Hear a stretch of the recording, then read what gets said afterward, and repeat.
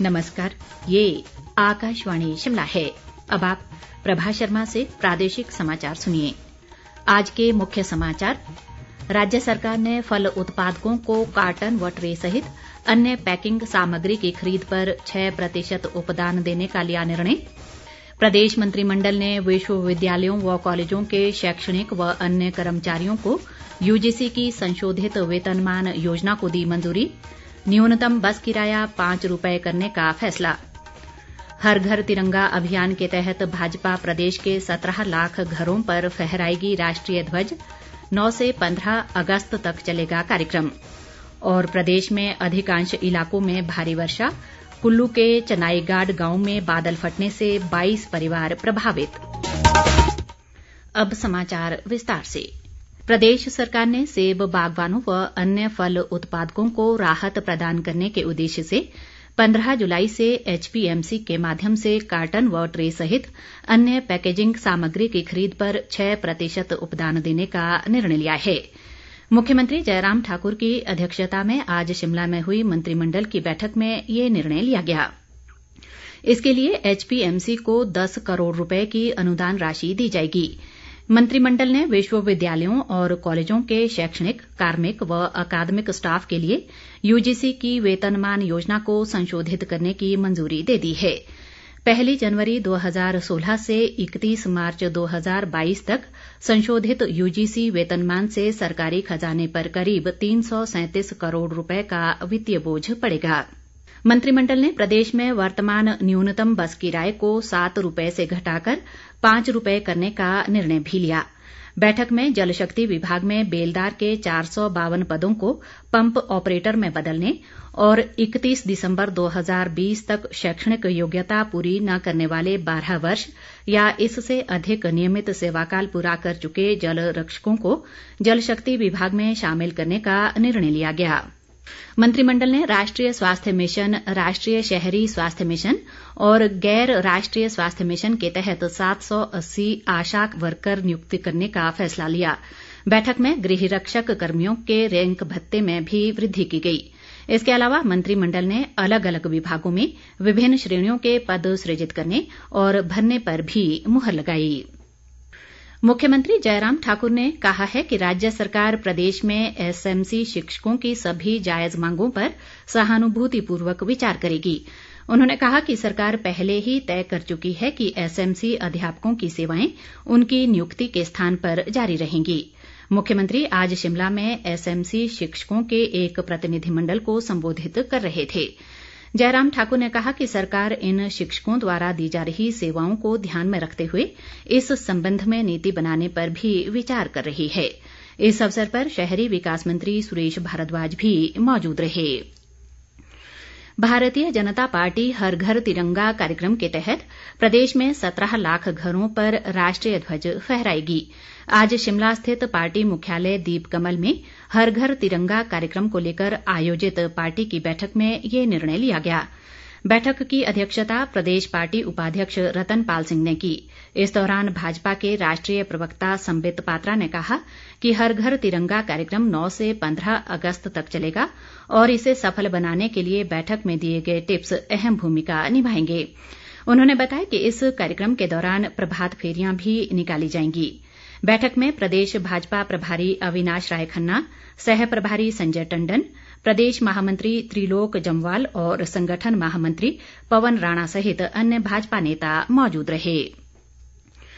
इस बीच भाजपा के राष्ट्रीय प्रवक्ता संबित पात्रा ने आज शिमला में एक पत्रकार सम्मेलन को संबोधित करते हुए कहा कि भारत उत्सव मोड में है और कांग्रेस विरोध मोड में। उन्होंने कहा कि कांग्रेस नेता अधीर रंजन चौधरी ने राष्ट्रपति द्रौपदी मुर्मू के खिलाफ अपमानजनक टिप्पणी की है, जो संविधान विरोधी, महिला विरोधी और आदिवासी विरोधी है। संबित पात्रा ने कहा कि राष्ट्रपति का पद एक संवैधानिक पद है और कांग्रेस की टिप्पणी हमारे देश के संविधान पर सीधा हमला है। उन्होंने कहा कि अधीर रंजन चौधरी ने ये बयान प्रवर्तन निदेशालय द्वारा सोनिया गांधी की पूछताछ के विरोध में धरने के दौरान दिया है। संबित पात्रा ने कहा कि कांग्रेस नेता द्वारा की गई अमर्यादित टिप्पणी के लिए सोनिया गांधी को राष्ट्र से माफी मांगनी चाहिए।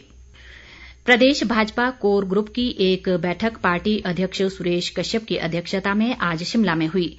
इस दौरान संगठन की मजबूती और पार्टी के आगामी कार्यों को लेकर चर्चा हुई। बैठक में आगामी विधानसभा चुनाव को लेकर रणनीति भी बनाई गई। बैठक में मुख्यमंत्री जयराम ठाकुर, भाजपा के राष्ट्रीय उपाध्यक्ष सौदान सिंह, प्रदेश प्रभारी अविनाश राय खन्ना, सह प्रभारी संजय टंडन, पूर्व मुख्यमंत्री प्रेम कुमार धूमल, संगठन महामंत्री पवन राणा और स्वास्थ्य मंत्री राजीव सैजल सहित अन्य पार्टी पदाधिकारी मौजूद रहे।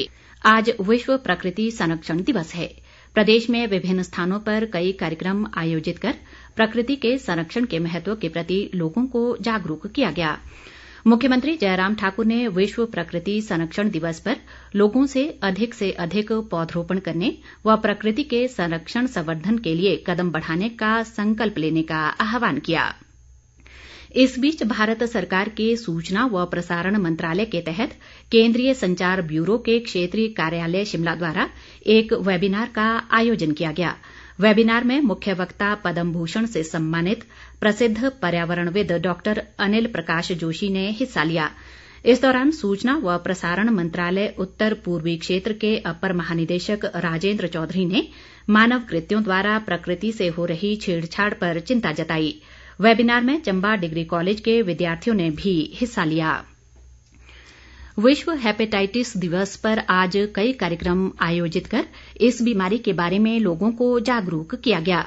शिमला के आईजीएमसी में गैस्ट्रोएंट्रोलॉजी विभाग द्वारा एक कार्यक्रम आयोजित किया गया, जिसमें एमबीबीएस के छात्रों ने पोस्टरों के माध्यम से हेपेटाइटिस के बारे में जागरूकता और इसका सही समय पर इलाज करवाने के बारे में जानकारी दी। आईजीएमसी शिमला के प्रधानाचार्य डॉक्टर सुरेंद्र सिंह ने कार्यक्रम में बतौर मुख्य अतिथि शिरकत की। इस दौरान गैस्ट्रोएंट्रोलॉजी विभाग के प्रमुख डॉक्टर ब्रिज शर्मा ने हेपेटाइटिस के बारे में जानकारी देते हुए बताया कि आईजीएमसी शिमला में इस बीमारी की जांच और इलाज निशुल्क है।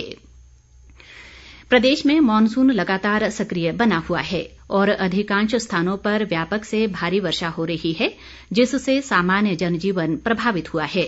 लाहौल स्पीति जिले में भारी बारिश व बाढ़ आने से तांदी संसारी नाला सड़क मार्ग आज दूसरे दिन भी बंद है और उदयपुर उपमंडल की म्याड़ घाटी में करपट नाले में बाढ़ से सड़कें अवरुद्ध हैं। हालांकि कल रात तोजिंग नाले में आई बाढ़ से बंद सड़क को बीआरओ ने आज दोपहर बहाल कर दिया है। कुल्लू जिला की बागा सराहन पंचायत के चनाईगाड़ गांव की पहाड़ी में बादल फटने से आई बाढ़ में आधा दर्जन मकानों में मलबा भर गया, जिसमें 3 मकानों को बहुत नुकसान हुआ है। एसडीएम निर्मल मनमोहन सिंह ने बताया कि इस घटना में 22 परिवार प्रभावित हुए हैं, जिनमें से 9 परिवारों को सराय भवन में ठहराया गया है। खराब मौसम को देखते हुए प्रशासन ने लोगों से एहतियात बरतने को कहा है। मौसम विभाग ने आगामी 24 घंटों के दौरान प्रदेश के मैदानी और मध्यम ऊंचाई वाले कुछ स्थानों पर भारी से बहुत भारी वर्षा का ऑरेंज अलर्ट जारी किया है। प्रदेश में कोरोना संक्रमण के मामलों में लगातार बढ़ोतरी जारी है। राज्य में आज इस महामारी के 930 नए मामले सामने आए हैं। इनमें से सर्वाधिक 136 मामले कांगड़ा जिला में दर्ज किए गए, जबकि मंडी में 107 और शिमला में 100 मामलों की पुष्टि हुई है। प्रदेश में कोरोना के सक्रिय मामलों की संख्या बढ़कर 5,239 हो गई है। प्रदेश में अभी तक 4,138 लोगों की कोरोना से जान जा चुकी है। आजादी का अमृत महोत्सव व एक भारत श्रेष्ठ भारत के तहत केरल के 53 छात्रों का एक दल 5 दिवसीय छात्र विनिमय कार्यक्रम के लिए इन दिनों शिमला के दौरे पर है। प्रदेश विश्वविद्यालय का प्रौद्योगिकी संस्थान इस कार्यक्रम की मेजबानी कर रहा है। छात्रों ने आज राजकीय वरिष्ठ माध्यमिक पाठशाला पोर्टमोर शिमला का भ्रमण किया। अंत में मुख्य समाचार एक बार फिर। राज्य सरकार ने फल उत्पादकों को कार्टन व ट्रे सहित अन्य पैकिंग सामग्री की खरीद पर 6% उपदान देने का लिया निर्णय।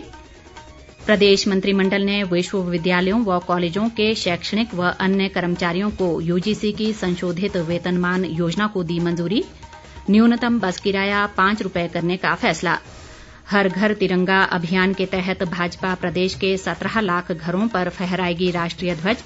9 से 15 अगस्त तक चलेगा कार्यक्रम। और प्रदेश में अधिकांश इलाकों में भारी वर्षा। कुल्लू के चनाईगाड़ गांव में बादल फटने से 22 परिवार प्रभावित। इसी के साथ ये समाचार बुलेटिन समाप्त हुआ। नमस्कार।